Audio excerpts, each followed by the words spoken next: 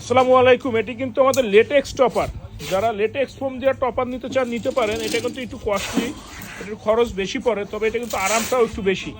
তো যেইখানে আরাম বেশি, সুবিধা বেশি, সেখানে প্রাইসটা একটু বেশি পড়বে, এটা স্বাভাবিক বিষয়।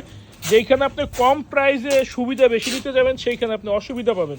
লেটেক্সের জায়গায় আপনাকে দেখা যাবে বা অন্য যেমন ফাইবারের টপার এবং অ্যাভেলেবেল এখন কিন্তু সবাই ফাইবারের টপার বিক্রি করতেছে, বলতেছে 5 স্টার হোটেল 7 স্টার হোটেলে ব্যবহার হয়, সেম টপার সেম আরাম।